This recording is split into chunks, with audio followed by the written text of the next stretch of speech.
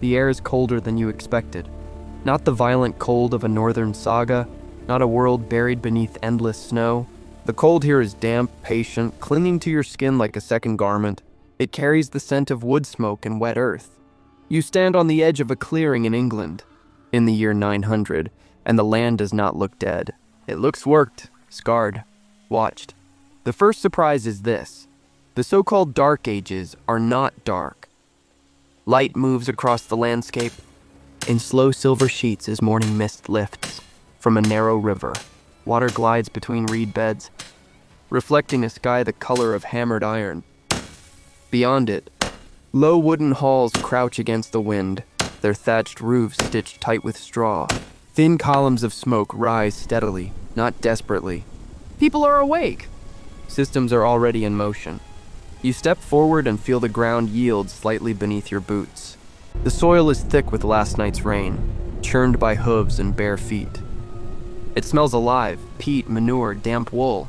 Somewhere behind the hall, a cow lows with slow irritation. Metal strikes metal in measured rhythm. Not war, work. England in 900 is not an empty wilderness waiting for civilization. It is a contested tapestry of kingdoms. Wessex holding its ground in the south, under the steady pressure of Danish-settled lands to the east and north. The borders are not lines on parchment. They are rivers, forests, marshes. They are watchful eyes on distant ridges. You do not see banners flapping in constant battle. You see tension woven into daily routine. The river before you is more than scenery. It is a road. Flat-bottomed boats rest along the bank, pulled halfway onto mud, their hulls tarred black. Trade moves quietly here. Grain, wool, salt, iron tools. Sometimes slaves taken in raids along distant coasts.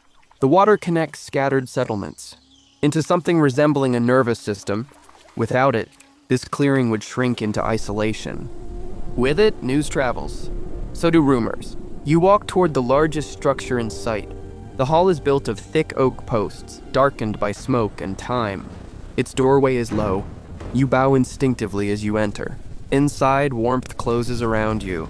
The air is heavy with the scent of roasting barley bread and animal fat. Light filters through a smoke hole in the roof, cutting through suspended ash like a visible current. This is not a castle. It is not a ruin. It is power in its early form. Along the walls hang shields painted in faded colors, their rims worn smooth by use. A long table dominates the center, scarred by knives and elbows. At its far end sits a man whose authority does not need to be announced. He is not a king in a jeweled crown. He is a lord of this region, bound by oath to a greater ruler, responsible for protection, justice, tribute. His power depends on loyalty as much as force. Hold that thought. Because outside these walls, power looks different. A woman kneels beside a wooden trough, her hands red from cold water as she scrubs wool clean of grease. A boy splits kindling with careful strikes, glancing often toward the tree line. An older man repairs a fence not because it is broken, but because it will be. Survival here is maintenance, constant, unseen. You step back into the daylight. The mist is thinned, revealing fields stretching outward in long strips. Each strip belongs to someone. Not owned in the modern sense, but allotted, remembered, defended. Wheat pushes green through dark soil. If the crop fails, hunger will not be poetic. It will be arithmetic. Above you, crows circle with indifferent patience. To the east, beyond sight but not beyond thought, lie lands shaped by Scandinavian settlement, towns where Old Norse mingles with Old English, where lock codes blend and identities blur. This is not a simple story of Saxon versus Viking. It is a negotiation, sometimes sealed by marriage, sometimes by blade. The people here know that the peace of this morning is conditional. You feel it in the way doors remain slightly ajar, in the way tools are never far from reach. Yet life continues with deliberate rhythm. A child laughs as she chases a chicken across packed earth. A dog dozes in a shaft of sunlight. The hall's door opens and closes as men move in and out, discussing boundaries, harvest expectations, rumors carried upriver. Their voices are low, intent. The misconception is that this era is defined only by collapse. Rome gone, learning extinguished, chaos unrestrained. But as you stand here, you sense something else. Adaptation, Reinvention, a society rebuilding, its spine from timber and oath. Still, fragility hums beneath it all. The river could freeze. Raiders could return. A king could fall, and with him, the fragile unity holding southern England together under Alfred's heirs. Law depends on memory. Memory depends on people surviving long enough to pass it on. The wind shifts. It carries a sharper scent now, smoke from a distant hearth or something larger. You cannot tell. And as the settlement resumes its quiet labor, you begin to understand that surviving England in 900 is not about a single battle or a single winter. It is about belonging to a system that must hold, day after day against pressures seen and unseen. But how does that system truly function? What keeps these halls standing, these fields divided, these loyalties intact? Step closer to the rhythm beneath the surface. What keeps this settlement alive is not courage alone. It is structure. Invisible threads pulled tight between field and hall, river and ridge, oath and obligation. You begin to see that survival here is administrative as much as physical. The lord inside the hall does not simply command warriors. He manages flows, grain, livestock, labor, protection. Each household owing him service sends more than respect. They send food rents after harvest, days of work repairing fortifications, sons ready to bear shield when summoned. In return, he offers arbitration in disputes, redistribution in famine, armed defense when rumors sharpen into sails on the horizon. You watch as the dispute unfolds near the edge of the clearing. Two men stand rigid over a boundary marker, a simple stone pressed into soil. The argument is not loud. It is precise. Where does one strip of land end and another begin? The answer determines winter survival. The Lord's Reeve, a thin man with careful eyes, listens. He recalls prior agreements, witness statements. Customary law carried not in books, but in memory. Judgment here is not abstract justice. It is stability. A wrong decision ripples outward. Hold that thought, because beyond the village, England in 900 is reorganizing itself. To the south and west, the kingdom of Wessex consolidates power under the line of Alfred and his son Edward. Fortified towns, burhs, rise at measured intervals, each within a day's march of the next. Earth ramparts, timber palisades, guarded gates. They are not symbols. They are calculations. If raiders come upriver, the population can retreat behind walls. If conflict erupts, men can gather quickly. The burh system transforms scattered settlements into a defensive grid. You can almost feel it humming beneath the landscape. A quiet coordination, miles apart yet connected. Trade moves along those same lines of defense. Silver pennies stamped with a king's name pass from palm to palm. Their weight is reassurance. Markets form near fortified towns where merchants lay out dyed cloth. Whetstones, iron nails, beads from distant shores. You hear accents shift as traders speak. West-Saxon, Mercian Norse. Commerce does not erase tension, but it complicates it. An enemy today may be a partner tomorrow. Salt arrives from coastal pans, vital for preserving meat through lean months. Iron blooms from smelting hearths inland become plowshares and spearheads alike. Wool shorn from sheep on upland pastures travels by. Pack horse to be woven into, cloth dense enough to block winter wind. Every object has a journey behind it. Every journey carries risk. You notice how labor divides without written decree. Women spin thread near doorways where light is strongest.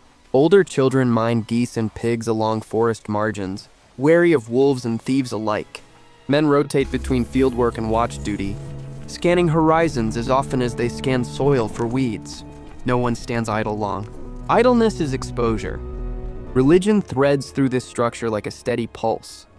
A small wooden church stands not far from the hall, its cross simple, its walls newly tarred. Inside, a priest chants in Latin few fully understand, yet the cadence offers continuity. Christianity here is layered atop older instincts, charms whispered under breath, ancestral stories carried quietly. Faith provides more than salvation. It provides narrative order in a world of unpredictable outcomes. But fragility shadows each connection. The burhs require maintenance.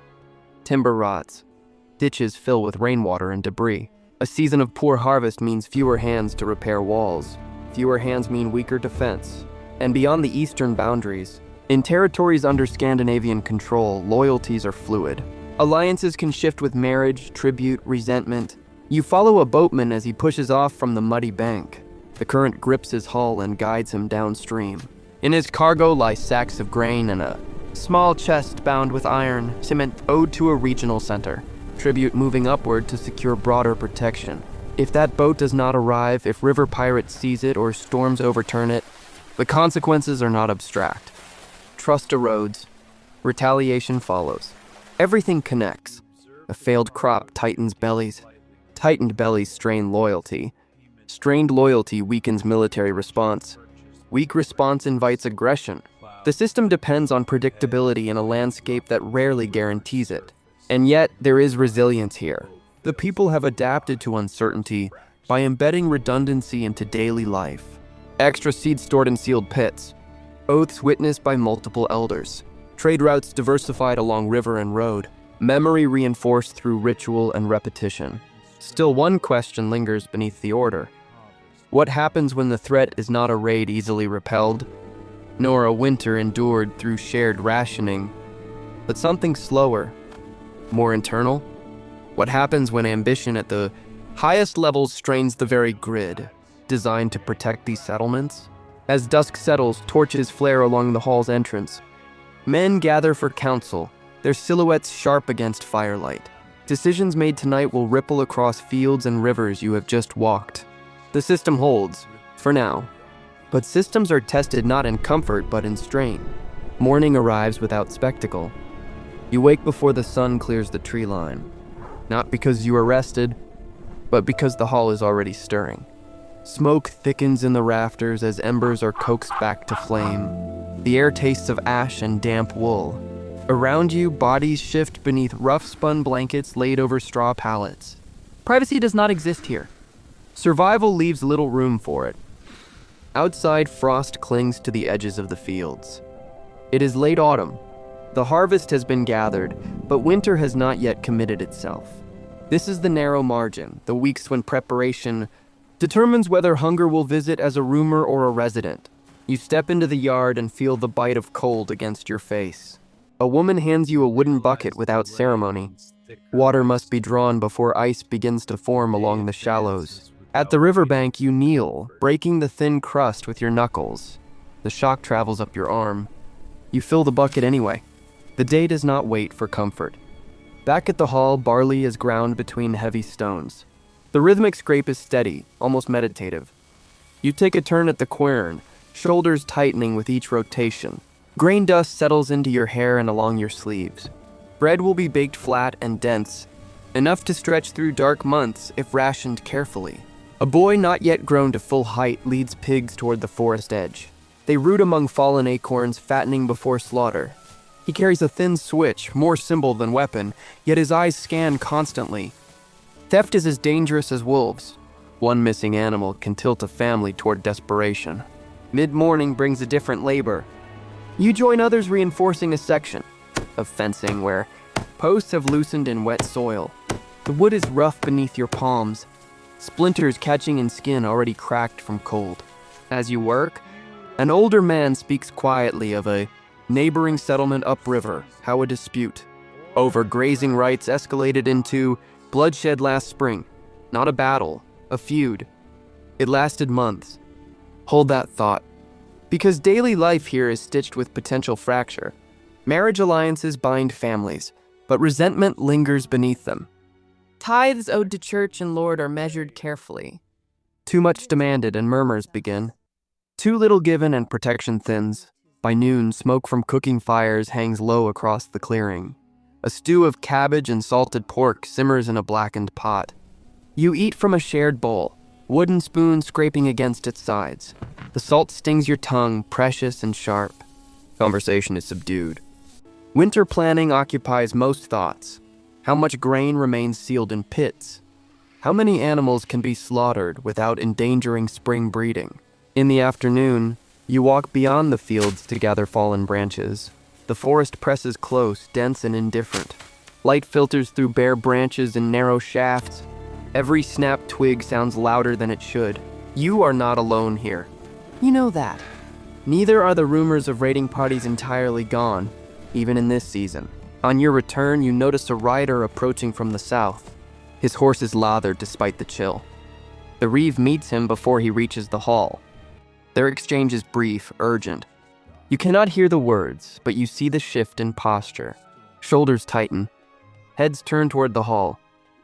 The rider carries news of increased movement along a contested border. Not an invasion, not yet, but enough to warrant caution. Men will rotate night watches more frequently. Weapons will be inspected. Grain stores will be checked again, as if inventory itself could prevent conflict. Evening falls early. Darkness gathers at the edges of the clearing, swallowing color. Inside the hall, firelight casts long shadows along timber walls. A storyteller begins reciting an old tale of ancestors who survived worse winters, harsher kings, bloodier feuds. The rhythm is steady, reassuring. Stories are not entertainment alone. They are reinforcement. You belong to a line that endured. Yet as you sit there, warmth against your face and cold creeping along your back, you understand how narrow the margin truly is. One failed harvest, one betrayal, one miscalculated alliance. Survival is not guaranteed by strength alone, but by cohesion. Before sleep, you step outside once more. The sky is clear, stars hard and bright. Frost already forms along the edges of troughs and tools left unwiped. In the distance, beyond sight, lies a patchwork of kingdoms balancing ambition against necessity. You draw your cloak tighter. Tomorrow will look much like today. That is both comfort and warning, because routine can endure many pressures, but it cannot endure all of them. The crisis does not arrive as thunder. It gathers first as accumulation. Through winter, tension settles like frost along every boundary. Messengers ride more frequently between fortified towns. Oaths are renewed with careful ceremony. Silver changes hands in greater amounts, securing loyalties that once rested on shared memory alone. You feel it in the way conversations stop when unfamiliar footsteps approach. Then, in early spring, the river swells beyond its banks. Snowmelt from distant hills feeds the current until it moves thick and brown, devouring reeds along its edge. Boats struggle against it. Trade slows. For several weeks, the settlement exists in partial isolation, watching the water dictate its limits. Isolation breeds rumor. Rumor breeds miscalculation. To the east, a coalition of rival leaders, some of Scandinavian descent. Others, Anglo-Saxon by lineage, tests the resolve of Wessex's expanding authority. It is not a single invading army. It is a series of calculated pressures, fortified positions probed, tribute withheld, alliances renegotiated in quiet chambers. You do not witness a grand battlefield. You witness preparation. Men gather within the hall as rain drums steadily against thatch. Spears are inspected for cracks along their shafts. Shield rims are reinforced with new strips of iron. Leather is rubbed with oil to resist damp rot. Each motion is deliberate. No one speaks of glory. They speak of supply lines, of which boer can muster how many fighters, of how long grain stores will last if fields are trampled before harvest. Hold that thought, because the true threat is not only external. Centralization strains local autonomy. As Wessex consolidates control over formerly independent regions, tribute increases to sustain the defensive grid. Fortifications must be maintained. Garrisons must be fed. What protects can also burden. In villages like this one, murmurs rise, soft, cautious. How much can be given before survival tilts into submission? You stand at the edge of the clearing as a levy is called. Not every man goes. Some must remain to guard fields and families. Selection is careful, weighted by obligation and capacity. A father embraces his son without spectacle. A wife adjusts the strap on her husband's shield. The moment is quiet, familiar. They march south along a muddy track bordered by budding hawthorn. You walk beside them for a time, feeling the weight of uncertainty in every step. War here is not romantic charge. It is attrition, sieges that test patience, skirmishes that leave fields scorched and livestock scattered. Weeks pass. When survivors return, they do not recount heroics. They speak of stalemate, of negotiated settlements, of territories redrawn not by sweeping conquest, but by incremental advantage. The burh system holds. Wessex's authority expands another measured distance. England, though not yet a unified kingdom in the modern sense, tightens its shape. But victory carries cost. Grain stores are lower than planned. Several homes stand quieter, their occupants absent permanently. Timber palisades require repair where opportunistic raids tested their edges during the levy's absence. Spring planting is delayed. The margin narrows again. And yet something else has shifted. A sense of larger identity begins to take root. Not solely Mercian or West Saxon, not purely Danish or English, but participants in a broader order emerging from repeated crisis. Law codes are written more systematically. Coins circulate more widely with consistent royal imagery. Roads between burhs grow more reliable through use. You feel the subtle transformation beneath your boots. This is how legacy forms, not in sudden illumination, but in accumulated adaptation. Years from now, chroniclers will describe this era as formative, a hinge between fragmentation and kingdom. They will compress these tensions into lines of ink. But standing here in the damp air of 900, you understand how uncertain it felt. How survival depended not on mythic heroism, but on sustained coordination across river, field, and fortified wall. The Dark Ages were never absence. They were construction under pressure. As dusk settles once more over the settlement, smoke rises in familiar columns. Children chase one another along the same packed earth. Grain pushes cautiously through thawed soil. The river resumes its quieter course, as if nothing monumental has occurred. You look across the landscape and see no monument to announce transformation. Only timber halls, earthen ramparts, people bending to their work. History leaves few visible scars at first. It leaves systems. And if you listen carefully, beneath the sound of wind through thatch and water against bank, you can hear the steady labor of a society teaching itself how to endure.